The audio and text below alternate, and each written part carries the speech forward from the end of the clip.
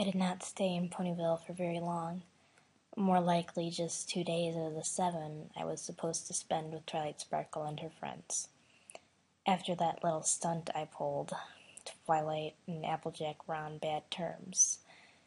Twilight would spout that Big Mac must have taken advantage of me, while Applejack was claiming I was a hussy and could have any stallion I wanted. That was only half true. But I stuck my nose out of the argument. Twilight Sparkle ferociously spew more insults and claims at the Apple family's morals. Applejack again in return said the Sparkle family must like taking in garbage. I could not take this anymore, and left for the library and waited. I was miserable. I betrayed my husband, let alone the hopeful eyes of Ponyville, thinking I could do no wrong. Like I was the big sister that was always right. I waited for Twilight's return, and she eventually did come home. I tried to speak to her, but she just ignored whatever I had to say. I was about to scream that I was sorry until she turned her head to look at me, eyes slanted, mouth frowning, and ears lowered. "Get out," she said. "But Twilight, please," I tried to tell her. "I said get out, whore!" Twilight screamed at me. "Don't say things like that!" I tried to defend myself, but it did no good. "Get the buck out of my house," Twilight commanded me, her teeth gritted like rocks scraping against each other. "I used to look up to you. I helped you at your wedding, but that's just a big joke to you. Go stay in a Bucky motel, because I'm not talking to you anymore." "But," I tried, "I said get out!" she screamed. Soon my stuff was thrown out onto the street. I looked back at Twilight in the doorway, with Spike hiding behind her. No sad eyes from her at first, then she slammed the door. I was on my own now. I went to the motel Twilight told me to go to. Pretty much a run-down place with the neon sign flickering on and off. A husky bald pony worked in the front desk and gave me a key. I walked into my room, and dear Celestia, it smelled awful. There was a huge stain on the bed. Water was leaking from the ceiling. The television was coin-operated. The bathroom I will leave out because, well, you've seen one disgusting bathroom, you've seen them all. It was a long day. I did not feel like going out for the rest of the night. I just sat in the dirty bed thinking back how I screwed everything up. The apple cider was very potent, I can assure you. My curiosity got the best of me, and look where I am now. I slept with another stallion in a barn at a party until morning. Plus, I did not remember protection involved, or if any was used. I was so dead. Fear came over me, as I have more than humiliated and disappointed to worry about. I cried myself to sleep, woke up the next morning to check out. Maybe I could make amends with every pony, but that was not possible, trying to knock on the door to the library. Again and again I knocked, but no pony came. I gave up. Hard for me to do, but maybe going to the Sugar Cube Corner would help. Pinky usually is quick to forget about things. I went in and waited in line, but to my dismay, the ponies in front kept looking back at me and started to mutter under their breaths something I don't wish to repeat. My turn eventually came and found Pinky working the front desk. I managed to smile, but to Pinky, she saw through me and just frowned. No happy welcome, no dancing, just asked me what I wanted. I asked for a dozen donuts and a cherry pie. Pinky brought everything out instantly and dropped them in front of me. I paid her and was about to leave. I was expecting a please come back soon, but no. I went to Rarity's next. I entered, wondering if she was doing anything. Well, apparently I caught her at a bad time. Well, to be blunt, she was making up a lie to avoid me and told me she was busy making a dress that looked already done. I just bid her farewell. Dash just whizzed past me and ignored me. Applejack was at her stand and refused to look at me. Then I saw him again. Big Macintosh, helping his sister stock their stand with their famous apples.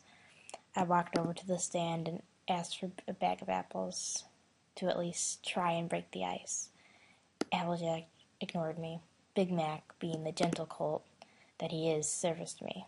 I paid him, but I stayed for a bit more. Hey, I muttered. I apologize, Your Majesty. I had no idea you were royalty. Big Macintosh, I spoke.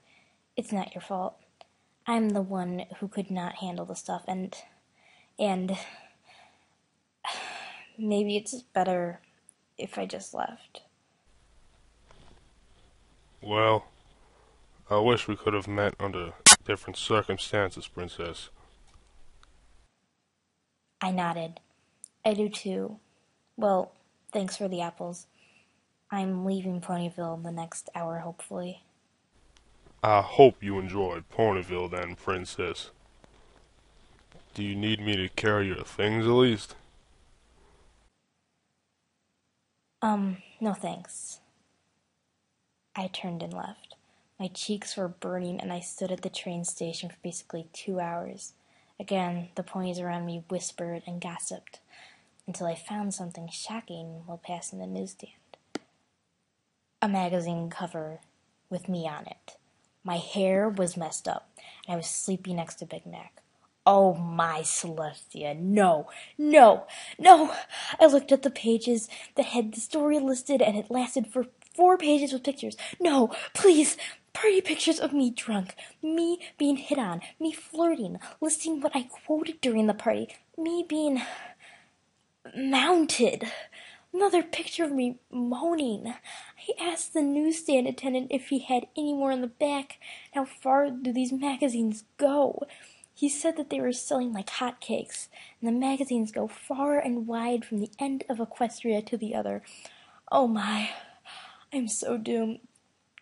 Buying all the copies was not going to stop the news from spreading if ponies already bought it before I did. My train finally came. I boarded in a hurry and sat in my seat, worrying the rest of the way back to Canterlot. Got off and raced back to my home to find him sitting at the kitchen table, reading through various letters.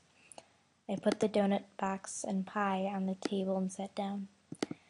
Shining Armor rubbed his forehead and finally spoke in almost a monotone, but still did not look at me. What are you doing home so early? It turns out I didn't feel like staying a whole week, I told a half-truth. That's too bad.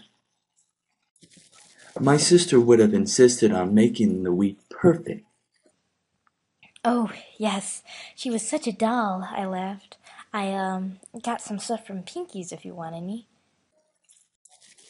All right, sounds good. So, how was work? I don't know how to explain this, or how it could happen, but My stomach started to hurt. I knew he caught on or learned. while I was finishing drills, some of the privates were reading a magazine during their break. And to my surprise, I found a picture of you on the cover. I grabbed it and saw what they were looking at. I did not want to believe it, and thought it was nothing but Photoshop, until Twilight's letter came and explained a few things, stating that I was a stick in the mud sometimes, and you apparently had relations with one of her friend's brother in a barn? I was at a loss for words. I can't bail myself out of this one. You know what, Cadence? Save it. But honey, let me explain. I tried to reason with him. It was no good. Twilight was just upset with me. She took it out of context. Shining Armor whipped out a cell phone and looked at a video on PonyTube. He pressed the play button, and my voice came up saying the same exact things I said at the party, among other things. Honey, please, I begged. This won't happen again. I made a stupid mistake. I was drunk. Happen again? I never wanted to happen the first time. You literally took our vows and threw them away like they were nothing.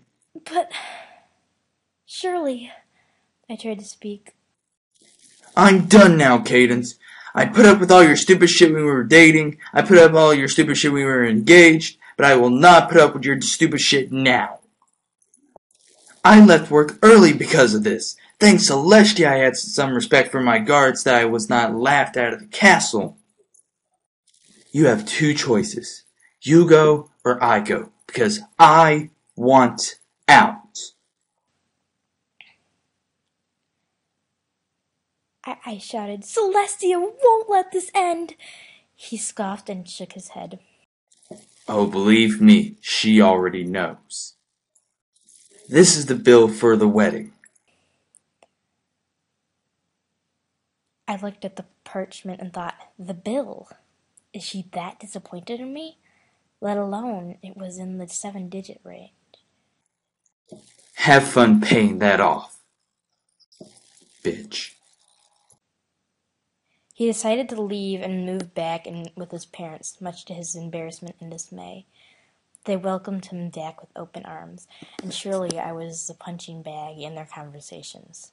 His mother had the pleasure in talking bad things about me, and how her son was so great.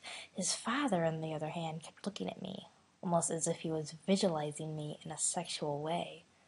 Sort of tells you that Shining Armor's parents are not as close as they were in their earlier years. I sat alone in our first house. Well, what was left of it. Only my things remained. I gave up my marriage for one night of pleasure with another stallion, and I'm already regretting it. Shining Armor won't even want to look at me anymore, like I was a disease. He went down to the city hall to retrieve some documents already signed on his behalf. He would go on to continue his work at the guard, but his performance would wane.